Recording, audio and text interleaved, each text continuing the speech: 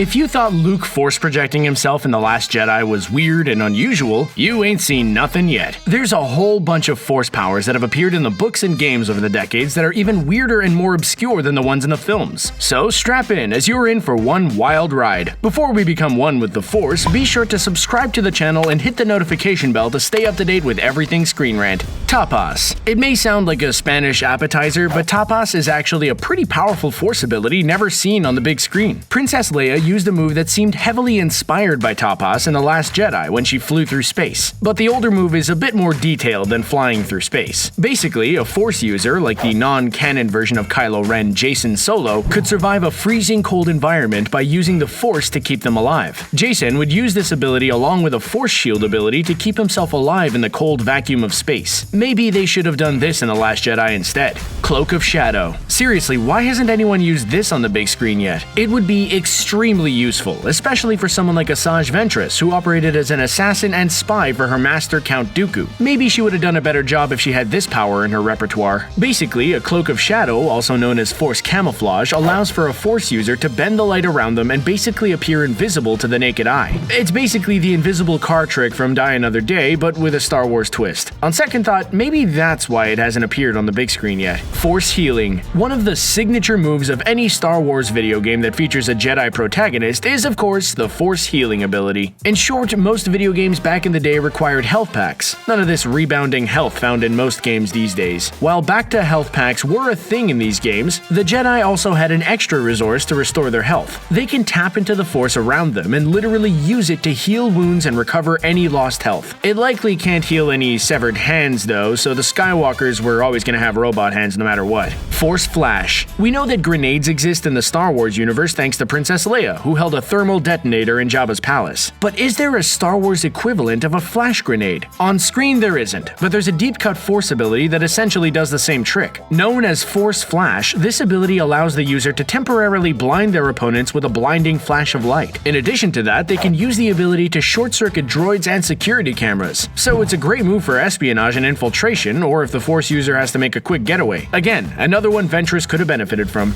Force Fear. You know the Jedi love their mind tricks, being able to persuade weak-minded individuals to follow their commands. It's kind of messed up when you think about it, as the Guardians of Peace and Justice basically manipulate the weak to get their way. The Sith had a similar ability, only it relied on exploiting one's fear. The ability would dig into the deep psyche of the target and terrify that person until they couldn't take it anymore and would cave into submission. It's basically torture of the mind and causes opponents to run away or cower in fear, dropping morale in the process. The move's highest level results in opponents losing their minds. Flow Walking. If you've watched Rebels, then you're aware of the concept of the world between worlds, a place strong with the Force that connects space and time in the Star Wars universe. It's not quite time travel, but it allows for one to peek into various forms of time. But any changes are already predetermined by the Force, so one can't rewrite history. In the Dark Nest trilogy, however, the Flow Walking Force power showed up. It had a similar set of rules of the world between worlds, as in you can't tamper, but this is an actual ability that one can learn and master. Malacia is a little-known Force ability that's perhaps too powerful for its own good. In short, the ability strips away a person's stamina and disorients them. It knocks their balance completely off-center and can result in the target becoming sick due to the sensation. So the user is really drunk without ever consuming anything. This means that the targeted user is unable to continue fighting due to being unable to stand. It only works on humanoid creatures though, so trying it on a droid will do literally nothing. The move was a hard one to master though, and it could be countered, so while strong, it's not the most practical.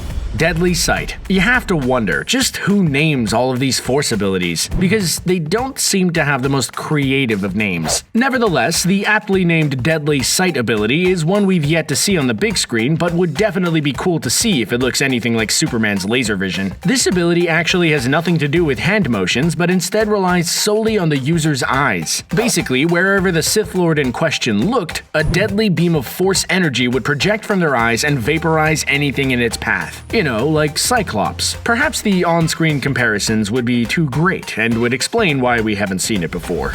Torture by Chagrin. Also known as Memory Walk, this was a dark side ability that was used by the last sorcerer of Tund known as Rokur Gepta. It's one of the worst dark side powers we've seen, however it would honestly be a great move for Kylo Ren to learn, especially since he likes invading people's minds. In short, the move forces the victim to relive their worst memories over and over again until the memory starts to hurt, regardless if they were trauma-based or simply awkward embarrassments one would like to forget. We were all there for that last one, and definitely don't want them running on repeat in our minds.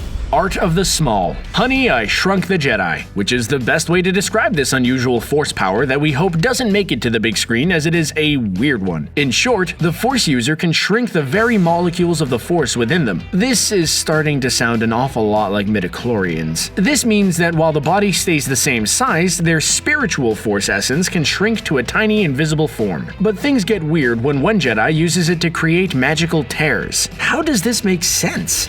Battle Meditation. Raise your hand if you've ever played an old-school Star Wars game. More so if you've ever played the fan-favorite Knights of the Old Republic. We're certain a lot of you have, and will likely recognize this particular force power. Jedi Bastila Shan was a master of this ability, which allowed her to boost the morale and willpower of her allies while also draining her enemies. Thrawn has theorized in Heir to the Empire that a lack of preparation on Palpatine's part is why he fell at Endor. Gotta give it to the EU. They really know how to force power. Hopefully, we'll see this power return in Respawn's upcoming game Star Wars Jedi Fallen Order.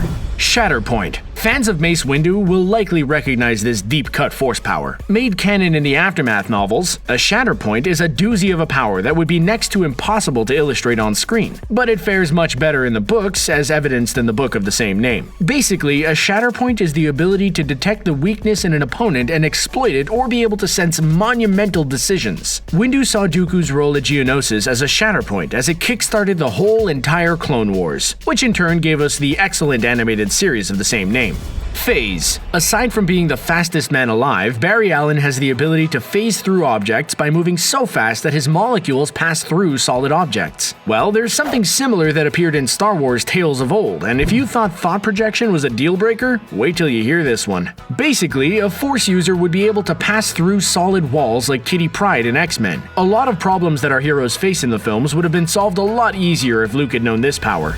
Force Storm. We're all familiar with Force Lightning, right? We've seen Palpatine and Dooku use it throughout the films and has been seen as a top-tier dark-side ability. But there's something much more powerful than the lightning that's never been seen on screen. This one came from Palpatine's clone in the Dark Empire comic series, and basically allowed for the Sith Lord to cause violent storms in space that would literally cause black holes to form, destroying planets in the process. It makes us wonder that if Palpatine could do this in the first place, why bother with building the Death Star?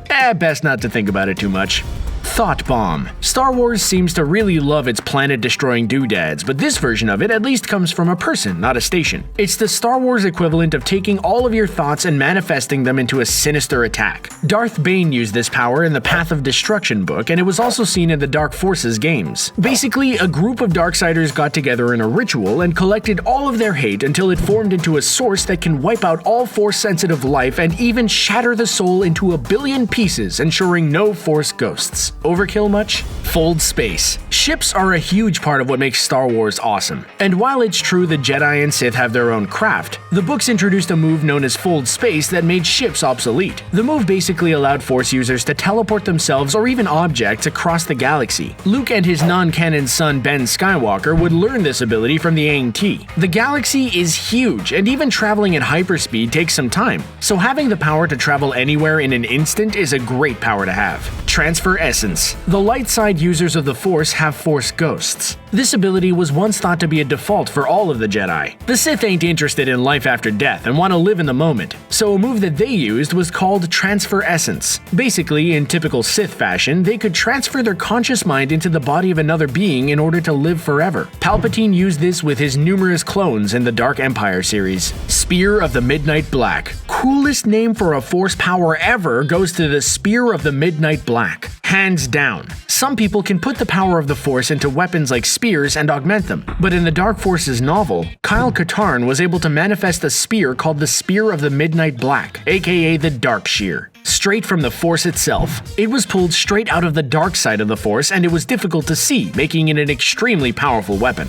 Combustion. When it comes to aggressively using the Force, one simply seems to take the easier route. But Combustion took things to a whole new level. Basically, the Force user would concentrate on their target, inanimate or living, and would cause them to explode from the inside. The move was limited to the density of the object, so the bigger it was, the more difficult it was to do. Not only would we never see that on the big screen, as it'd be pretty gross, but the move is also way too overpowered and would take the fun out of any situation.